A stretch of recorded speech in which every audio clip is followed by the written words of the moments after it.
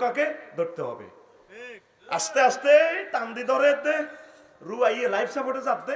এই জন্য কালকেও 2টা নথি ধরা গেছে জনগণের। চোখ কান খোলা রাখো বরিশালে, ঠিক না? দেশটার জন্য 2টা বছর কষ্ট করো, 1000 বছর এখানে বসে খেতে পারবে ইনশাল্লাহ। প্রবাসী ভাইয়েরা, একটা টাকা তোমরা হুন্ডিতে পাঠাইবা না, সব টাকা ট্রানজাকশন করবা ব্যাংকে। আর প্রবাসীদেরকে তাদেরকে মাসিক ভাতার যখন তারা চলিয়ে যাইব দেশ, তাদেরকে পেনশনের ব্যবস্থা করে। আঙ্গরে পেনশন দিলে লাভ নাই, আমরা শুধু দেশের খাইয়ে। রফিকুল্লাহরে কিসের পেনশন দাও? একটা আইন করার দরকার। সকল প্রবাসী যারা বিদেশ থেকে আসবে শেষ করে তাদেরকে পেনশন দেন, বা এক নাগাড়ে 15 বছর যদি তারা কাজ টাজ করে তাদেরকে পেনশনের আওতাভুক্ত করেন। ইনশাল্লাহ এই দেশটা আমেরিকা হইতে মাত্র 1টা বছর লাগবে বেটা। উনি বলছে না আমার দেশে আসবে, আসছেনি? ইলন মাস্ক আসছে, তাম পৃথিবী এখন এখানে বিনিয়োগ করার জন্য আসতেছে। শুধু আইন শৃঙ্খলাটা আরো একটু সুন্দর হোক, পুলিশ প্রশাসনকে সহযোগিতা করো, সেনাবাহিনীকে করো, আমলা ম্যাজিস্ট্রেট উপজেলা প্রশাসন যারা আছে তাদের সাথে সুন্দর ব্যবহার করে, ভালো ব্যবহার করে, সম্মান দিয়ে কাজ উদ্ধার করো। তাদের সাথে খারাপ ব্যবহার করিও না, তারা কাজ করতেছে, প্রত্যেকে কাজ করতেছে।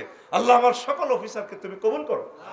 দেশ মাতৃকের জন্য আল্লাহ নিরলস ভাবে দেশপ্রেম নিয়ে কাজ করার তৌফিক দাও আল্লাহ। কষ্ট হচ্ছে, কষ্ট হচ্ছে তো ট্যাক্স দিচ্ছে না। এই যে আমি ট্যাক্স দিই, তো প্রধান সেনাপতি যাই দেখলো দে বুড়িয়া বলে আপনারা তো ট্যাক্স দেন না। আমাদের কিসের ট্যাক্স দিব, কে ফাটাইছে আপনার? বাসা জোকার নাই, তারা আইতো কর ট্যাক্সের লাই। ওই দেশের ওই দত্তপাড়া প্রত্যেকের বাড়ির সামনে, সাজুভাইয়ের বাড়ির সামনে কবর। দত্তপাড়া যাইবার আগে কবর 2 রাকাত নামাজ পড়ে। হাবিবের দোকান তো খরচ করিয়ে আসি, ঘরে ঢুকার আগে কবর নামাজ পড়ে। তাদের সেখানে কোনো প্রাণী খায় না, তারা শাকসবজি খায়। বেচা কিনা নাই, কারো মূলা হয়, কারো মরিচ হয়। মূলা দিয়ে মরিচ লয়, মরিচ দিয়ে ধান লয়, বিনিময় প্রথা। তিনি অবাক হয়ে গেলেন, তো কইল তো যারা আপনি তাইলে চলেন না, আমাদের রাষ্ট্রপতি জুলকারনাইনের সাথে দেখা করেন। হেতেরে আইতো কম চা তো কাপ গরম। তো এবার উনি চলে গেলেন প্রধান সেনাপতি। তো রাষ্ট্রপতি বাদশাহ জুলকারনাইন বলল, প্রধান সেনাপতি ঘটনা কি? খালি এতে আসলে ট্যাক্স আনলেন না, ট্যাক্সের টাকা যা পড়া এই অবস্থা, এই দেশের সর্দারের চেয়ারম্যানের অবস্থা, এমপির অবস্থা। সে কি বলছে? সে বলছে আমরা যাই পারলাই, আপনার দরকার। ঠিকই কইছি, আমি যাই, রেডি করো বিমান। হে আমলে তার বিমান নাই, আল্লাহ ওইভাবে শক্তি দিছে, গেছে দেখে এই অবস্থা।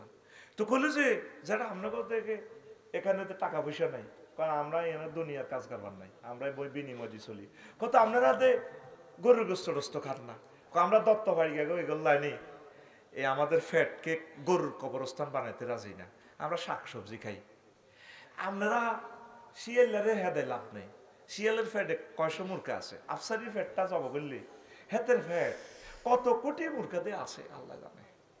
আমরা চাই না আমাদের ফ্যাট গরুর কবরস্থান হোক, প্রাণীর কবরস্থান হোক। এই জন্য আমরা প্রাণী টানি খাই না। আর আমরা কবর বানায় রেখছি আল্লাহর কথা স্মরণ রাখবার, আখেরাতের কথা। গরক তো বাইরে হলে কবর নামাজ পড়ি আল্লাহর জন্য। তো এরপরে বাদশাহ জুলকারনাইন বললেন, যেটা চলেন আপনারা আমার প্রধানমন্ত্রী বানা দিয়ে, কারণ আপনাকে মতো দুনিয়াদার খুব সেগুলো লোক আই নাই। কথা আপনারে রাজত্ব অর্ধেক দিব, আপনার রাজত্ব মাজত্ব ক্ষমতা সরটা